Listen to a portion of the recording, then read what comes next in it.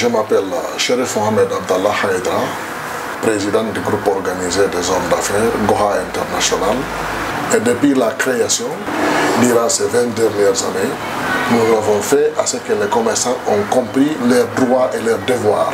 Ils peuvent se défendre seuls maintenant sans faire appel à quelqu'un d'autre. Et à plus forte raison, si c'est au-delà de leur capacité, l'organisation est là, qui les couvre et qui les entoure. Goha a réussi vraiment à mettre les opérateurs en confiance vis-à-vis de l'État. Avec la douane, nous avons à l'époque fait des formations pour la douane à travers nos conseillers juridiques, près de 400 douaniers, même au niveau de la Direction nationale des impôts. Donc ça crée un environnement extraordinaire entre la Direction nationale des impôts et les opérateurs économiques et les agents des impôts, que les commerçants étaient trop méfiants. Il est de votre devoir de payer, mais il est aussi de votre droit de revendiquer ce que vous avez payé, que ce soit dans les caisses de l'État, dans les règles de l'art. Donc, il ne faut pas voir les agents des impôts comme des méchants ou les agents de douane comme des méchants. Il faut les voir comme citoyens guinéens, comme vous. Chacun de vous a un rôle à jouer pour le bien-être de la nation. Donc, nous négocions comme ça. Si un commerçant est coincé par la douane, par exemple, ou il est coincé par la Direction nationale des impôts, nous cherchons à négocier pour que le commerçant paye exactement ce qu'il doit payer, mais qu'il n'y ait pas de problème. Les interventions que nous avons faites pour que ce pays soit stable, parce que sans la stabilité, sans la sécurité, on ne peut pas parler de business, on ne peut pas parler des affaires, on ne peut pas imaginer comment chercher l'argent.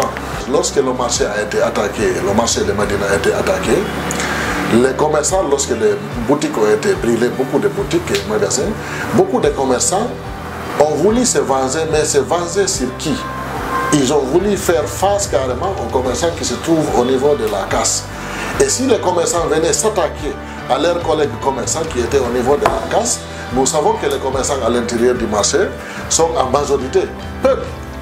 Et ceux qui sont au niveau de la casse sont en majorité malinqués. S'il y avait des attaques là, ça allait prendre une autre couleur ethnique. Et ça allait créer carrément une guerre civile dans le pays. Et lorsque moi-même j'ai compris ça, c'était un week-end. C'était un samedi, la tension était au comble. C'est un dimanche matin que j'ai convoqué une conférence de presse à mon bureau, au siège. J'ai invité tous les médias, la presse nationale, internationale et des opérateurs économiques qui étaient très nombreux venus au bureau un dimanche matin, très tôt d'ailleurs. J'ai demandé à tous les opérateurs économiques de tout fermer et de rester à domicile jusqu'à ce que leur sécurité soit nette sur le terrain et que le Goha va gérer le dossier. J'ai dit tous ceux qui ont des voitures, des motos ou des vélos de ne même pas toucher, de ne même pas sortir derrière la cour, de rester à domicile. Et Dieu merci, j'ai dit Alhamdulillah Rabbil Alamin, ça nous a fait éviter une guerre civile dans le pays. Parce que si les gens débarquaient à Médina ce lundi-là, c'est le sang et le fait que les gens allaient voir. Vous comprenez? Ils ont accepté, ils ont resté.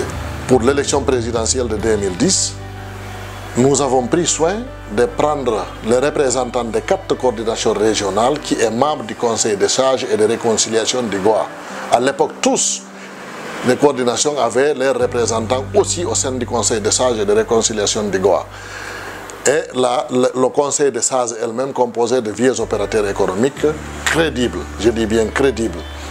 Donc, nous avons fait le tour pour rencontrer avec la presse nationale et internationale pour rencontrer les candidats. Ils ont dit la même chose, le même message qu'on est en train de véhiculer, c'est les candidats. Ils ont dit, nous sommes venus pour vous dire de sensibiliser vos militants et sympathisants, pour ne pas qu'il y ait des injures, divisions ethniques et tout ce qui s'ensuit. Et vous passez le même message, vous-même, et l'ensemble des membres, vos collègues, vous passez le même message et vous informez vos militants. Mais après, il y a eu des tensions. Il y a eu des tensions entre les deux tours. On a dit que l'eau a été empoisonnée quelque part. Ça a failli faire des répercussions. J'allais directement au Fouta parce que je sais que des répercussions allaient se faire. Pour parler aux gens, pour éviter à ce qu'il y ait des répercussions, à ce qu'il y ait des guerres civiles dans le pays. Je suis allé, j'ai fait avec les sages du Fouta que j'ai trouvé sur place, nous avons fait ces sensibilisations. C'est pour éviter à ce que les communautés, parce qu'il y a eu quand même des saccages en Haute-Guinée, il y a eu des tueries, il y a eu des boutiques cassées, il y a eu des incendies. Et si la même chose se faisait au Fouta, c'est le pays qui allait s'embraser. Les mêmes problèmes s'est annoncé à Kamsar, entre les Peuls aussi et les autres ethnies qui se trouvent là-bas. Chacun a pris, comment dirais-je, des armes blanches, chacun attendait l'autre. Et lorsque nous avons appris ça ici, là encore, pour vous dire que Dieu est grand, j'ai pris ma voiture sans chauffeur. Je suis allé encore seul. La même chose que j'ai fait au Fouta. Je suis allé à Kamsar. J'ai rencontré les Bagas de l'autre côté, j'ai rencontré les Peuls de l'autre côté et j'ai organisé un rendez-vous à la mairie de Kamsar. Et nous avons discuté là-bas, nous avons réglé le problème depuis 2013 jusqu'à nos jours. Alhamdulillah Rabbil Alamin, il n'y a pas eu ce genre de problème. Ça va de pair avec les actions que les opérateurs économiques doivent mettre. Parce que vous ne pouvez pas parler de l'économie sans la paix. C'est impossible.